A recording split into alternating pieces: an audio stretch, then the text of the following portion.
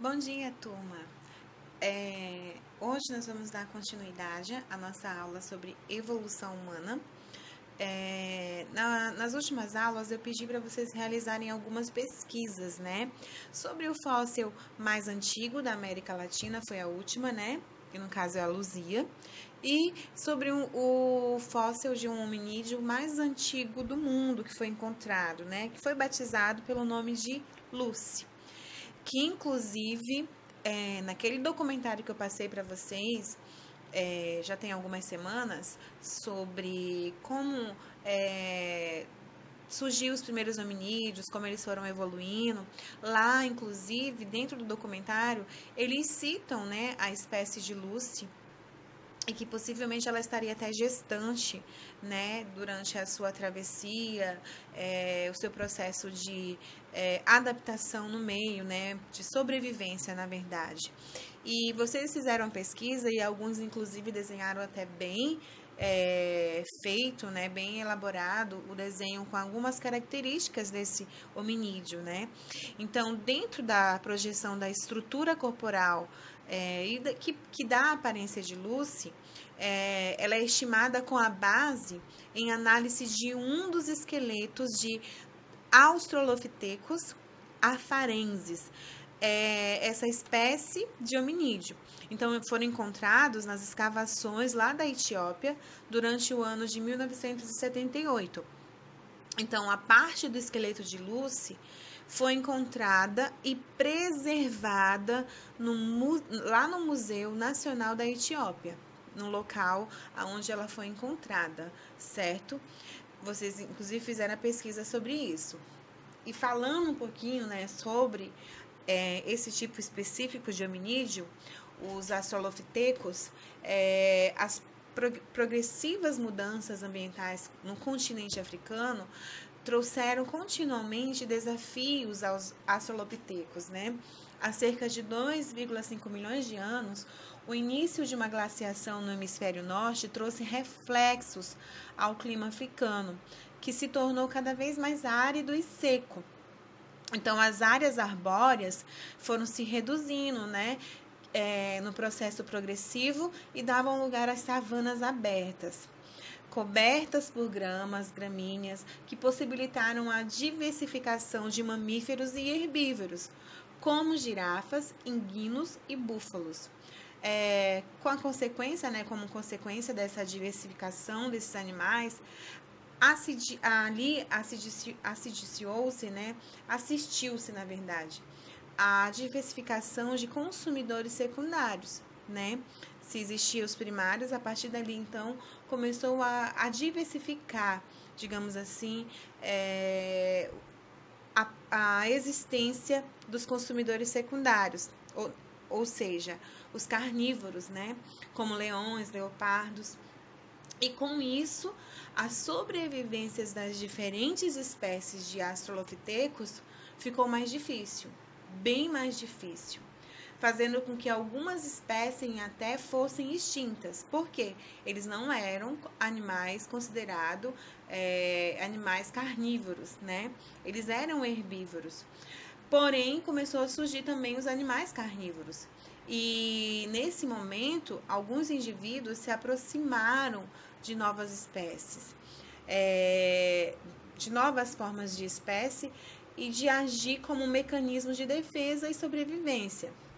Então, começou a surgir alguns utensílios que ajudavam na sua sobrevivência, como pedras e galhos, além da produção de ruídos que afastassem esses predadores, né?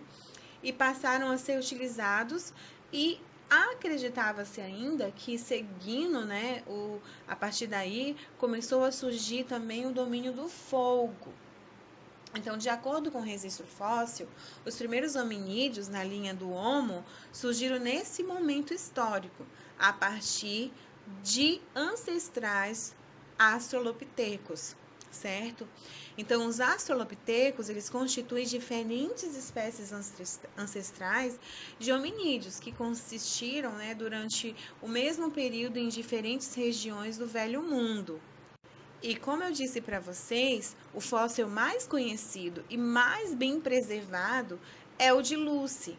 É um exemplar feminino da espécie Australopithecus afarensis, encontrada em uma das escavações da Etiópia, como eu falei para vocês, na década de 70, quase ali no meados de 80, em 78.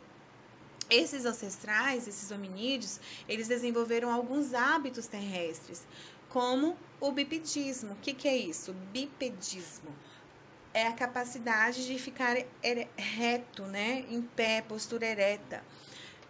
Porém, não a capacidade de instrumentos, né? De usar os instrumentos para sua sobrevivência, para se proteger, né?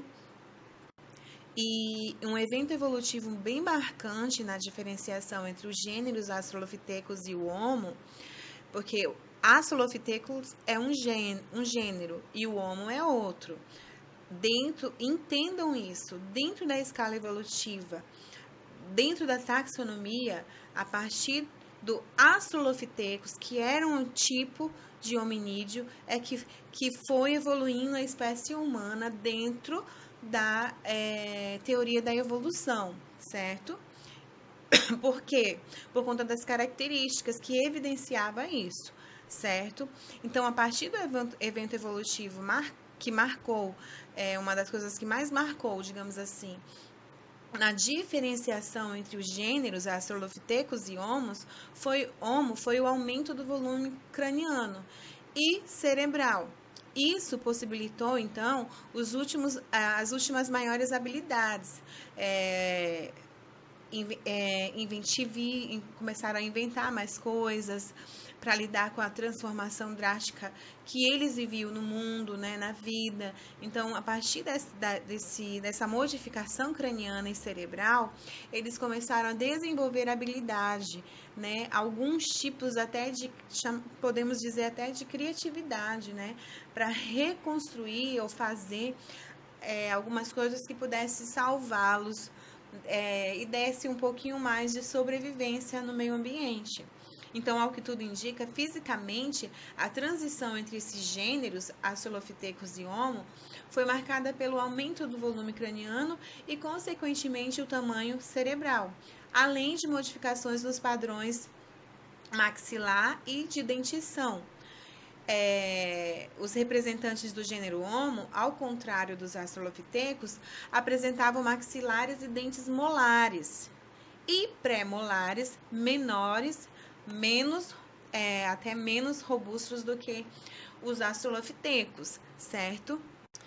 E por muito tempo, considerou-se que uma das primeiras espécies de hominídeos pertenciam ao gênero Homo, tivesse sido até então conhecida como Homo habilis, né?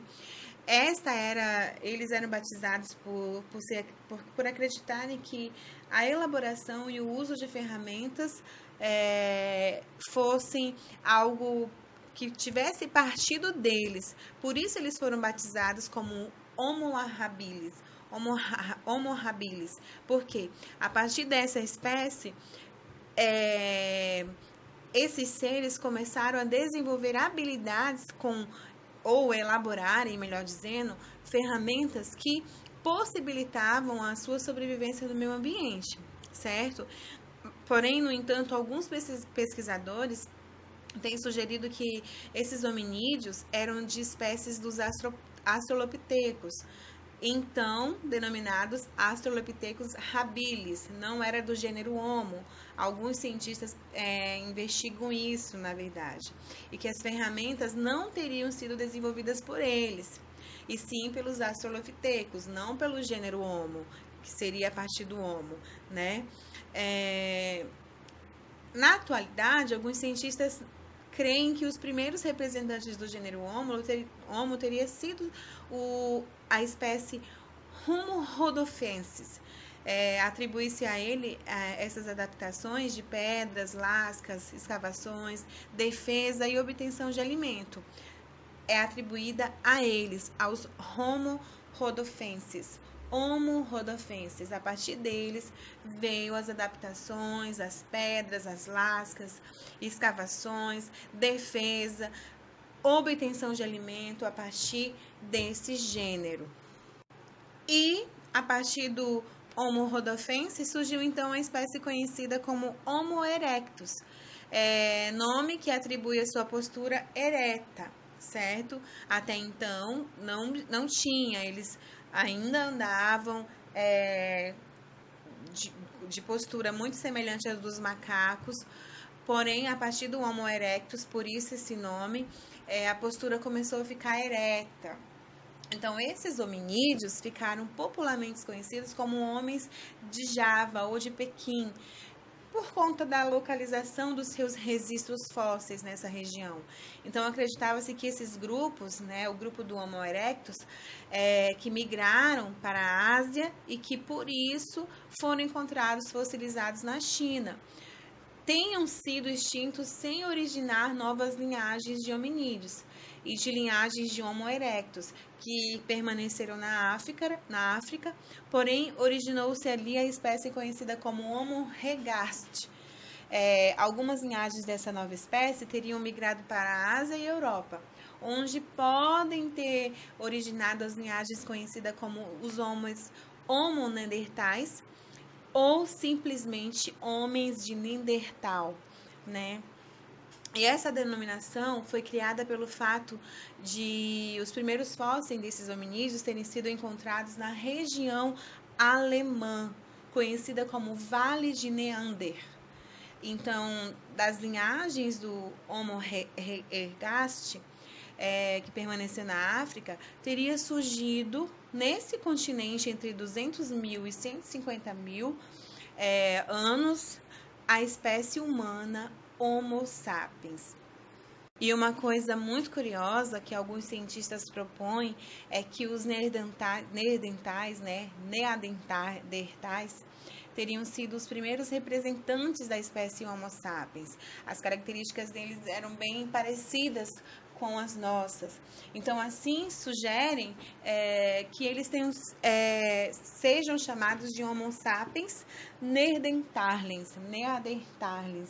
neanderthalens, que os humanos sejam agrupados também a essa subespécie Homo sapiens. Porém, chegando agora no final dessa aula, mas afinal, né, que características definem a espécie humana? Então, a análise da história evolutiva dos primatas mostra que o desenvolvimento encefálico, as alterações da arcada dentária e a adoção da postura ereta foram mudanças físicas importantes que caracterizam a espécie humana, tal como é conhecida atualmente. O sistema nervoso humano talvez não seja mais desenvolvido em termos de volume, pois durante a história evolutiva acredita-se terem existido hominídeos com maior volume encefálico. Apesar disso, o sistema nervoso humano apresenta amplo desenvolvimento cortical. Em outras palavras, isso significa maior aperfeiçoamento de áreas relacionadas a atividades mentais, que evolui o pensamento histórico e abstrato. Então, a elaboração de um prognóstico e o controle de comportamentos fundamentais para a vida em sociedade, tudo isso foi fundamental para o surgimento do conjunto de conhecimentos acumulados e transmitidos de antepassados para as novas gerações, que se conhece como cultura, né? E que somente pode ser transmitida em virtude do avanço da linguagem em símbolos e sons. E por meio dessa cultura, que os antepassados puderam registrar suas experiências e seus sentimentos para os futuros descendentes, seja por meio de um registro fiel desses eventos, seja por meio da arte. Então, essa capacidade de armazenar experiências e acessá-las em outros momentos históricos e culturais permitiu ao ser humano conhecer e manipular o ambiente e, com isso, também manter-se menos suscetível às mudanças impostas por ele. Exemplos disso são as capacidades do ser humano de controlar doenças, desenvolver medicamentos, estender e prever possibilidades de ocorrência de catástrofes como terremotos, tsunamis, né? entre tantas outras coisas. Aliás, por serem os animais com maior capacidade de adaptação e por isso com maior dispersão pelo planeta, são aptos a provocar mudanças em toda a sua extensão, como o desmatamento, a agricultura, a construção das cidades. Embora outros grupos de seres vivos tenham provocado extensas modificações também ambientais, tais como os primeiros seres autótrofos, nenhuma delas é capaz de competir com as mudanças rápidas, drásticas e extensas provocadas pelos seres humanos, como o extenso desmatamento das florestas, o esgotamento de recursos e a devastação promovida nas guerras. Dessa forma, as mudanças promovidas pelos seres humanos talvez possam ser consideradas uma das principais características quando nós falamos e relatamos sobre o que pode nos definir, né? O que define uma espécie. Quando nós falamos disso, não lembramos somente das nossas características físicas, mas lembramos também daquilo que causamos e ainda vamos causar, que pode prejudicar o meio em que vivemos, né? A gente sabe que os outros hominídeos que percorreram aqui na Terra, que andaram na Terra, eles buscavam meios de sobrevivência para tentar sobreviver a catástrofes ocorridas naturalmente. E nós estamos tentando sobreviver a catástrofes que foram ocorridas pelas nossas próprias mãos, né? Pela própria mão do homem. Então, isso também nos diferencia deles e, ao mesmo tempo, nos coloca, nos aproxima deles, porém nos diferencia de maneira tão grande desses hominídeos que andaram aqui na Terra, certo? Então, esse foi o capítulo sobre evolução humana. Eu espero mesmo que vocês tenham conseguido entender alguma coisa sobre ele. Queria muito ter passado ele para vocês em sala de aula, com as imagens, com o material que eu preparei, porém, a gente sabe que não é possível, né? E quando nós falamos sobre isso, sobre os impactos, sobre as mudanças, sobre tudo que está ocorrendo, que ocorreu e que atualmente ocorre em nosso planeta, ainda vai ter muita história para contar sobre todo esse processo de adaptação que nós estamos vivendo hoje, em 2020. A espécie humana está vivendo hoje, em 2020, tentando procurar meios moleculares, genéticos, informação, produção de vacina, adaptação para desviar desse vírus que está trazendo muitas consequências sérias para o nosso planeta, certo? Qualquer dúvida que vocês tiverem sobre esse assunto, eu estou disponível para tirar, tá bom? Nos horários de aula, vocês podem me mandar mensagem, porque eu sei que não está sendo fácil para ninguém, né? Então, eu estou disponível para ajudá-los, tá bom? Um grande abraço e até a próxima aula.